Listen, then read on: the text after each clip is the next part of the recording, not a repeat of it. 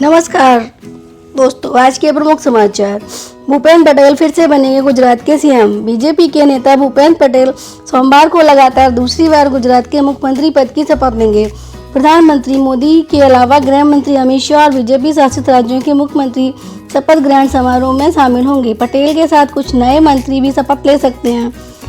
सूत्रों के मुताबिक मंत्री पद के लिए बीजेपी को जाति और क्षेत्रीयता का संतुलन कायम करना होगा।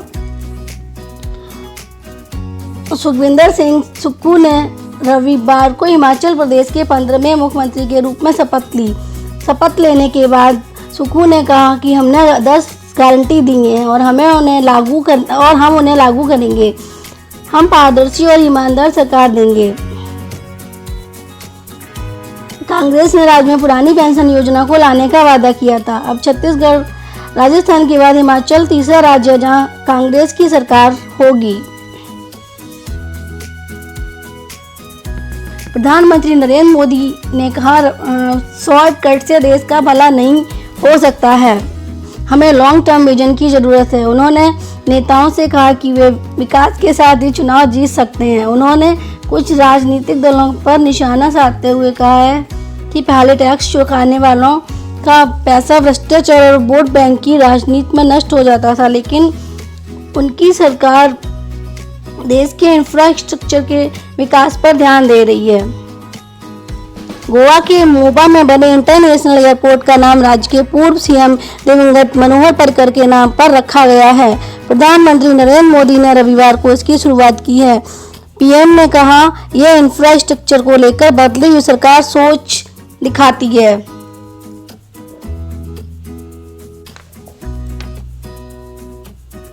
अगले 3 दिन तक दिल्ली में प्रदूषण खराब रहेगा। बीते 24 घंटों के दौरान तेज हवाएं चलने की वजह से राजधानी में प्रदूषण कुछ कम हुआ है। पूर्व अनुमान के अनुसार इसमें सोमवार को और अधिक सुधार आएगा। अगले 2 से 3 दिनों तक राजधानी को प्रदूषण से राहत होगी। प्रदूषण खराब पर स्तर यानी AQI 300 से नीचे रह सकता है।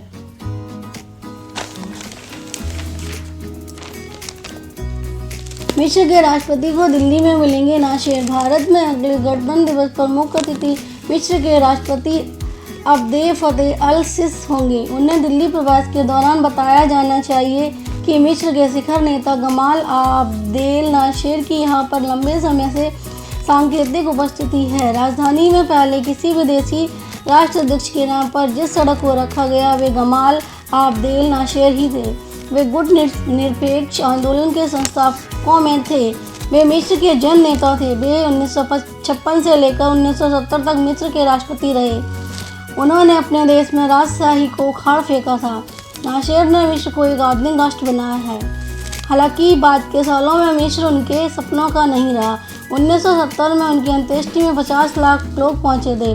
पंडित नेहरू और इंदिरा गांधी से उनके व्यक्तिगत संबंध थे। उनके नाम पर राजधानी में 1980 के दशक में गमाल अब्देल नाशेर मार्ग रखा गया था। हौज खास में डियर पार्क से सटी रोड को ही गमाल अब्देल नाशेर मार्ग कहा जाता है।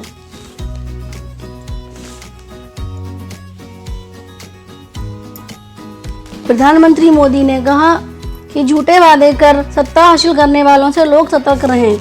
प्रधानमंत्री नरेंद्र मोदी ने रविवार को नागपुर में 75,000 करोड़ रुपए के प्रोजेक्ट्स की आधारशिला रखी है और कई की शुरुआत की है। इस प्रधानमंत्री ने नागपुर मुंबई समृद्धि एक्सप्रेसवे के पहले फेज की शुरुआत की है। पीएम ने अपने 11 डेवलपमेंट प्रोजेक्ट को महाराष्ट्र का रत्न बताया। उन्होंने कहा कि डबल इंजन सरकार राज्य में विकास को गति दे रही है। प्रधानमंत्री ने भंडारा जिले में गौशी खुर्द बांध प्रोजेक्ट का उदाहरण देते हुए पिछली सरकारों की आलोचना की। यह प्रोजेक्ट 3 दशकों से लटका हुआ है। उन्होंने कहा कि डबल इंजन की सरकार आने के बाद गौशी खुर्द प्रोजेक्ट अब पूरा होने वाला है। नरेंद्र मोदी ने अपने संबोधन की शुरुआत मराठी में की है। उन्होंने कहा, आज संकटी चतुर्थी है। भगवान गणेश की पूजा करने के बाद सभी शुभ कार्यों की शुरुआत की जाती है। मैं टेकड़ी गणपति बप्पा को अपना प्रणाम करता हूँ। नागपुर मुंबई समृद्धि एक्सप्रेसवे के पहले फेज की शुरुआत के बाद पीएम मोदी ने एक कार में 10 किलोमीटर की यात्रा भी की है। इसका आधिकारिक नाम हिंदू हृदय सम्राट बाला साहब ठाकरे महाराष्ट्र समृद्धि महामार्ग रखा गया है। इसकी कुल लंबाई 701 किलोमीटर है।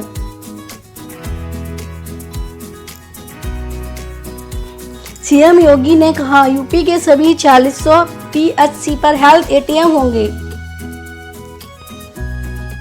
सीएम ने health and wellness centre, Ayushman Bharat health infrastructure mission, Ayushman Bharat digital mission और पीएम जन आरोग्य योजना को स्वास्थ्य प्रणाली का 4 मजबूत स्तंभ बताया। योगी जी ने कहा कि इन फ्लाइट्स ने प्रदेश के 38 जिलों में मासूमों को असमय काल का ग्रास बनाया है। जापान में 1905 में इसकी वैक्सीन तैयार हो गई थी, मगर इसे भारत आने में 100 साल लग गए। प्रदेश सरकार ने विभागों में समन्वय बनाकर इस बीमारी पर 95% काबू पा लिया है। अब हम इसे पूरी तरह समाप्त करने की दिशा में तेजी से आगे बढ़ रहे हैं।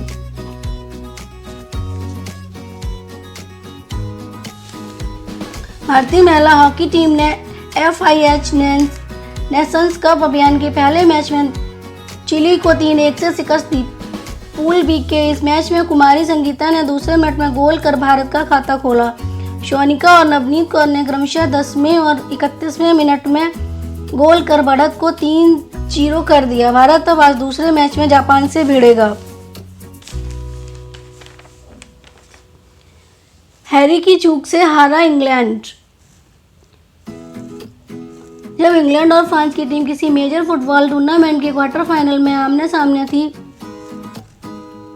टूर्नामेंट में अभी तक कुल 12 गोल करने और सिर्फ 2 गोल खाने की वजह से इंग्लैंड का मामला थोड़ा और मजबूत नजर आ रहा है, लेकिन खेल के 17वें मिनट ही अब आहेलिया चुआमेनी के गोल की बदौलत फ्रांस ने 1-0 की बढ़त बना ली तो अचानक आंकड़े इस चैंपियन टीम के साथ हो गए हैं। वर्ल्ड कप के किसी मुकाबले में 25वां मौका था जब फ्रांस ने शुरुआती बढ़त बनाई थी। उन 25 में से 24 मैचों का नतीजा फ्रांस के हक में ही गया था।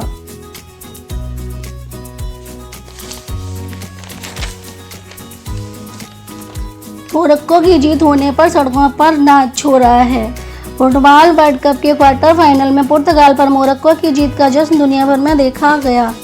फुटबॉल के इस महाकुंभ के सेमीफाइनल में पहुंचने वाली ये पहली अरब अफ्रीकी टीम जो है। लंदन, न्यूयॉर्क, टोक्यो ही नहीं, मोरक्को के अलग अलग शहरों में लोग सड़कों पर उतर आए हैं और डांस कर रहे हैं। देश में पहली बार ऐसा नज़ारा दिखा जो फैन कतर नहीं जा पाए, उन्होंने मोरक्को में स्थानीय लोगों के साथ मिलकर जश्न मनाया। मशहूर सिंगर शकीरा ने मोरक्को की जीत पर ट्वीट किया, this time for Africa. Shakira ने फीफा वर्ल्ड में एक थीम सॉन्ग गाया था जिसमें गाने के यह बोल थे। धन्यवाद। हमारे चैनल को लाइक करें और सब्सक्राइब करें।